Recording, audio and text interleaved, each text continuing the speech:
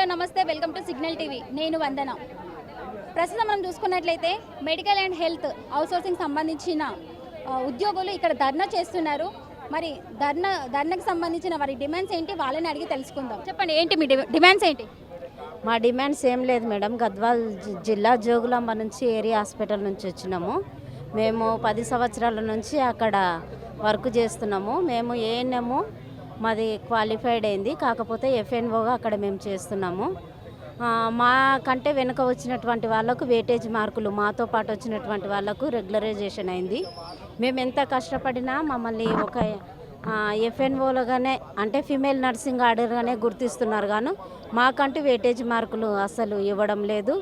మరి మాకు 4-5 నెలలు అవుతుంది, శాలరీస్ కూడా రాకుండా ఎంతోగానో ఇల్లు గడవనటువంటి పరిస్థితి ఉంది. ఏ విధంగా ఇబ్బందులు ఎదుర్కొంటున్నారు? జీతాలు రావట్లేవు కదా. మాకు ఇల్లు రెంట్ కట్టుకోవాలంటే ఇబ్బంది అవుతుంది, పిల్లల ఫీజులు కట్టుకోవాలంటే ఇబ్బంది అవుతుంది.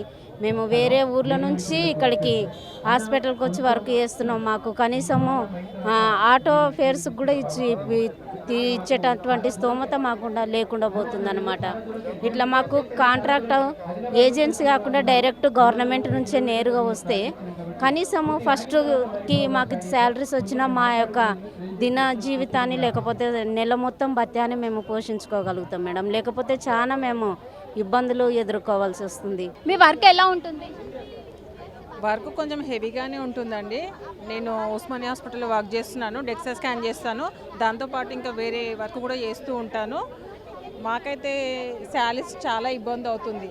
ఇప్పుడు 5-6 మంత్స్ నుంచి శాలరీ రావట్లేదు కదా, మీరు ఏ విధంగా ఇబ్బందులు ఎదుర్కొంటున్నారు? నేను సింగిల్ పేరెంట్ని. మా బాబు 10th, మా పాప 7th క్లాసు. వాళ్ళిద్దరికి ఫీజులు, బుక్స్ చాలా బర్డెను. కానీ నేను శాలరీస్ వచ్చినప్పుడే చిట్టీలు వేస్తూ ఉంటాను. ఆ చిట్టి లేపి ఇలాంటి టైంలో యూజ్ చేసుకుంటూ ఉంటాను. కానీ ఇప్పుడు ప్రజెంట్ అయితే చాలా ఇబ్బంది ఉంది. అసలు ఒక్కొక్కసారి పడుకున్న టైంలో ఏడుస్తాను నేనైతే. ఎన్ని ఇయర్స్ నుంచి ఇందులో వర్క్ చేస్తున్నారు అవుట్సోర్సింగ్గా?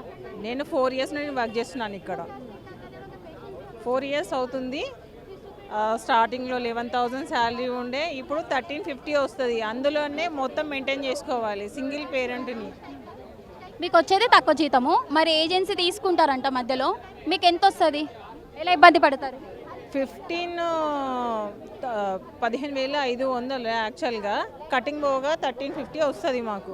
13,500. గవర్నమెంట్కి ఏం డిమాండ్ చేస్తున్నారు ఇప్పుడు?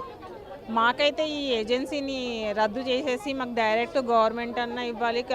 వేరే దాంట్లో ఏదో ఒకలాగా మాకైతే శాలరీస్ ఎక్కువ కావాలి. ఇంత తక్కువ శాలరీ హైదరాబాద్లో ఎలా ఉంటారు? నా పిల్లలకి ఎంత ఇబ్బంది అవుతుంది. ఈఎస్ఐ, పిఎఫ్ అన్నీ ఉన్నాయా మీకు? అన్నీ ఉన్నాయి. 5 months నుండి, యాక్చువల్గా జనవరి నుండి ఇంతవరకు పిఎఫ్ కట్ అవుతుంది లేదు. చెప్పండి సిస్టర్, మీ డిమాండ్స్ ఏంటి? డిమాండ్స్ అంటూ ఏం లేదు మేడం. ఈ కాంట్రాక్ట్ అది ఇది ఉన్నంత వరకు మాకు ఎప్పుడు కూడా శాలరీ కరెక్ట్గా రావట్లేదు. ఈ కాంట్రాక్ట్ అనేది ఇదంతా తీసేసి మాకు రెగ్యులర్ చేయాలని చెప్పి మేము ఒక రిక్వెస్ట్ చేసుకుంటున్నాము. ఎన్ని మంత్స్ నుంచి శాలరీ రావట్లేదు? నుంచి శాలరీ లేదు మేడం. ప్రతిసారి మేము స్ట్రైక్ చేసినప్పుడల్లా 4-5 monthsకి స్ట్రైక్ చేస్తే 1 month వేస్తున్నారు. మళ్ళీ సేమ్ ఇదే కంటిన్యూ. మేము ఇంతగానం కష్టపడి కంటిన్యూ డ్యూటీ చేసుకుంటా, ఫెస్టివల్స్ ఉన్నా కూడా వస్తాం, ఫెస్టివల్స్ ఉన్నా కూడా లీవ్ తీసుకోము. ప్రతిసారి ప్రతి డేట్ చేసుకుంటూ వెళ్ళినా కూడా మాకు శాలరీస్ కరెక్ట్గా ఇవ్వట్లేదు. ఇప్పుడు మీకు 5-6 months నుంచి శాలరీ రావట్లేదు కదా, మరి ఇబ్బందులు ఎలా ఎదుర్కొంటున్నారు? చాలా ఇబ్బంది అవుతుంది మేడం. వాళ్ళ దగ్గర అడగడం, వీళ్ళ దగ్గర కవ్వడం, మళ్ళీ 1 month శాలరీ ఇవ్వగానే మళ్ళీ వాళ్ళకి ఇచ్చేసేయడం. ₹1 కూడా చేతిలో ఉండట్లేదు. ఇప్పుడు జూన్లో పిల్లల స్కూల్ స్టార్ట్ అయినాయి. బుక్స్ తీసుకోవాలన్నా, స్కూల్ డ్రెస్, బ్యాగ్స్ ఏవి తీసుకోవాలన్నా కూడా పైసలు ఉండట్లేదు. వేరే దగ్గర నుంచి అడిగి తీసుకుంటున్నాం, మళ్ళీ శాలరీ రాగానే మళ్ళీ అక్కడ ఇచ్చేస్తాం. మీరు అధికారులను కలిసి మీ సమస్యను ఇప్పటివరకు చెప్పారా? వాళ్ళు ఏం చెప్తున్నారు? ఎవరు కూడా ఎక్కడ కూడా ఎవరు వినిపించుకోవట్లేదు మేడం. ఎవరికి కనిపించట్లేదా ఇంతగానం? ఎవరికి వస్తుంది? వాళ్ళ రెస్పాన్సిబిలిటీ కాదా మేడం? వెళ్తుందా వెళ్ళట్లేదా తెలుసుకోవడం అయితే వాళ్ళ మినిమం వాళ్ళు చూసుకోవాలి కదా. అది మేము ఇంతగానం కష్టపడి చేసి ప్రతిసారి మేము వచ్చి అయితే అడగలేం కదా. మరి గవర్నమెంట్ వాళ్ళకి ఎట్లా వస్తున్నాయి బిల్లులు? మాకెందుకు రావట్లేదు? రాకపోతే అందరికీ రావద్దు కదా. గవర్నమెంట్ వాళ్ళకి వచ్చి కాంట్రాక్ట్ వాళ్ళకి ఎందుకు రావట్లేదు? వాళ్ళకంటే ఎక్కువ అవర్స్ మేము పని చేస్తున్నాం, మేము ఎక్కువ కష్టపడుతున్నాం, వాళ్ళు కూడా కష్టపడుతున్నారు కాదనట్లేదు. మళ్ళీ వాళ్ళకి ఎందుకు వస్తున్నాయి, మాకెందుకు రావట్లేదు? ఏజెన్సీ వల్ల మీరు ఎలా నష్టపోతున్నారు? ఏజెన్సీ అనేదే చెత్త మేడం. ఏజెన్సీ అనేదే ఉండదు, కాంట్రాక్ట్ అనేదే ఉండదు. అంటే ఎంతైతే శాలరీ ఉందో మాకు అంత శాలరీ రావట్లేదు. దాంట్లో నుండి సగం వాళ్ళు తీసేసుకొని మాకు సగం ఇస్తున్నారు. ఓకే, ఇచ్చేదైనా కరెక్ట్ టైంకి ఇస్తున్నారా? అది కూడా లేదు. 4 months 5 months ఆపుకుంటే ఏమన్నట్టు మేడం? ఎట్లా బతకాలి, ఎట్లుండాలి? పిల్లలు ఉన్నోళ్ళు రూమ్ రెంట్లు ఎట్లా కట్టుకోవాలి? మిగతా ఖర్చులు ఎట్లా వెళ్తాయి? మళ్ళీ పండుగలు అని కూడా లేదు. ప్రతిసారి వస్తూనే ఉన్నాం, ఒక్కరు లీవ్ తీసుకోకుండా. ఫైనల్గా మీ డిమాండ్ ఏంటి గవర్నమెంట్కి? కాంట్రాక్ట్ అనేది ఉండొద్దు మేడం, కాంట్రాక్ట్ అనేది ఉండొద్దు, ఏజెన్సీ తీసేసి అందరికీ రెగ్యులరైజ్ కార్పొరేషన్ చేయాలని చెప్పి మా ఒక రిక్వెస్ట్. ఎన్ని అవర్స్ డ్యూటీ ఉంటుంది మీకు? మాకు మార్నింగ్ 9 నుంచి 4:30 వరకు ఉంటుంది. మళ్ళీ ఒకవేళ దూరంకి వెళ్ళి రావాలి, నేను చాలా దూరం నుంచి వస్తాను అన్నట్టు. అయితే ఒకవేళ బస్సు ట్రాఫిక్ ఎట్లుంటుంది, ఇప్పుడు ట్రాఫిక్లో బస్సులలో లేట్ అయితే ఏంది టైం ఏంది, ఇన్ని గంటలకు వచ్చినావు ఎందుకు, ఏమవుతుంది అని అడగడం, సైన్లు పెట్టనీయకపోవడం, బుక్కులు తీసి లోపల పెడతారు. మరి అమ్మ ఈ విషయం మీద అధికారం కలిసారా? కలిస్తే ఏమంటున్నారు? అధికారులు అంటే ఇక రోజు ఇప్పుడు మీటింగ్స్ అవుతాయి. ఇలా మీటింగ్ పెట్టుకున్నాం అనుకో, మేము అందరం అక్కడ ఉస్మాన్లో స్టాఫ్ అందరం ఇలా మీటింగ్ పెట్టుకుంటే రేపు వేస్తాము, రేపు కంపల్సరీ రేపు ఈ టైం కల్లా పడుతుంది సాలరీ. అది మీరు అడ్జస్ట్ కావాలి, శాలరీస్ లేట్ అవుతుంది, ప్రతి ఒక్క దానికి ఇలా వచ్చి గొడవ చేయొద్దు అని అక్కడ ఎప్పటికీ ఇదే ఉంటుంది. ఎప్పుడు చూడు మీరు స్ట్రైక్ చేయొద్దు, ప్రతి ఒక్క దానికి చిన్నదాన్ని కూడా ఆర్గ్యూ చేయొద్దు, ఇక్కడ వచ్చి అడగొద్దు, దానికంటే ఒక టైం లేదా, మీరేంటి కొన్ని రోజులు వెయిట్ చేయాలి, అందరికి ఉంటాయి ప్రాబ్లమ్స్, మేము కూడా మెయింటైన్ చేస్తాము ఇట్లనే అని పెద్దవాళ్ళు చెప్తున్నారు. ఆఫీసర్స్ ఏం చెప్పాలి దానికి? ఎప్పుడు స్ట్రైక్ కోసం అని పోయినా కూడా ఏదో ఒకటి చెప్పేస్తారు, పంపించేస్తారు, ఇదే ఉంటుంది.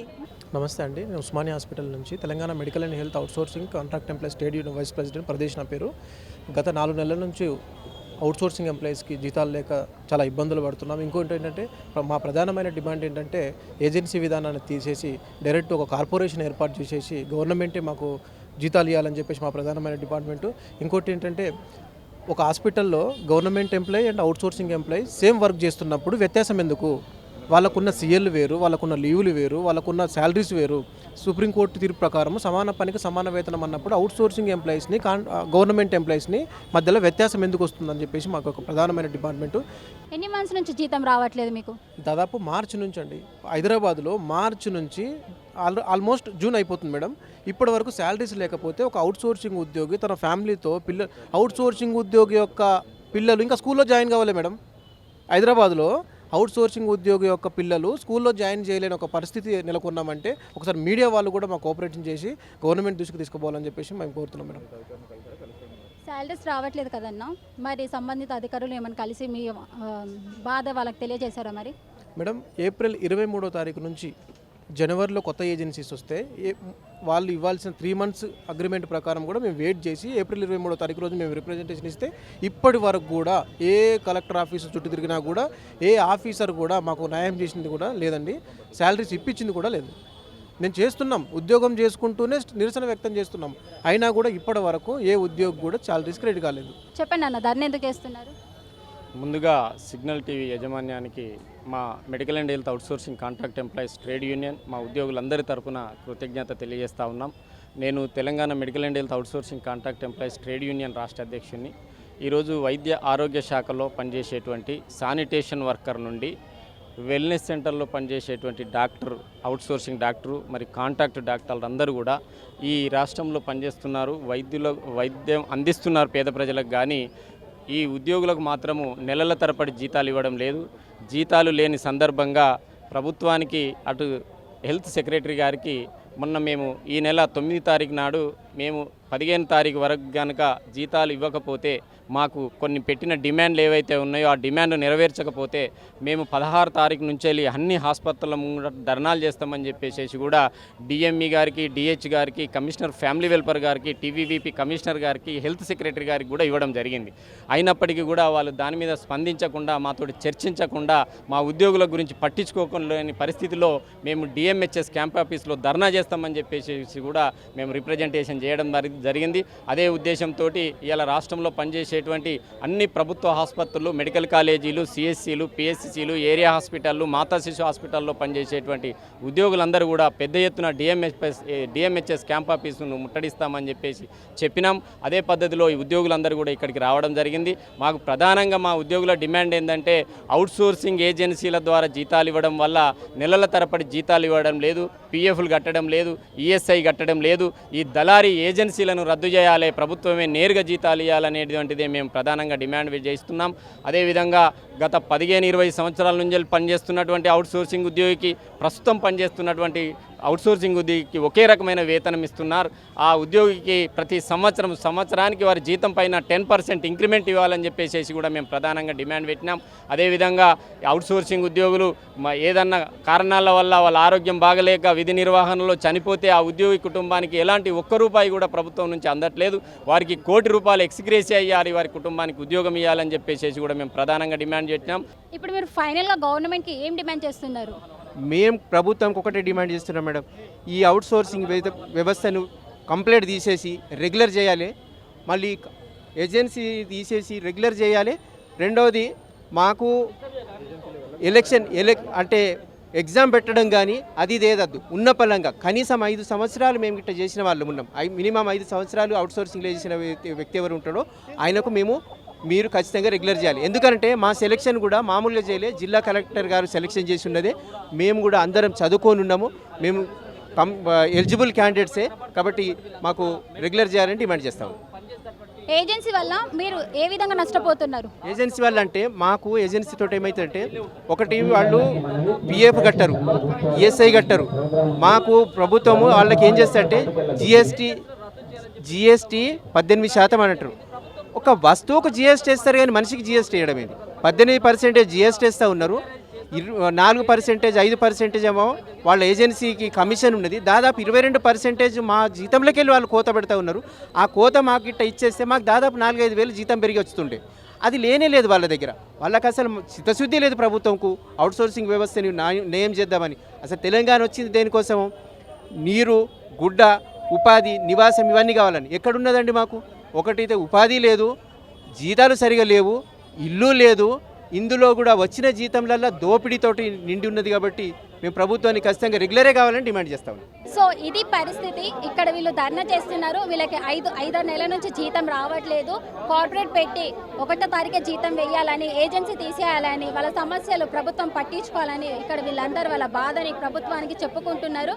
మరి దీనిపై అధికార ప్రభుత్వం ఎలాంటి స్పందన ఇస్తుందో మనం అందరం వేచి చూడాలి. కెమెరామెన్ మహేష్తో రిపోర్టర్ వందన.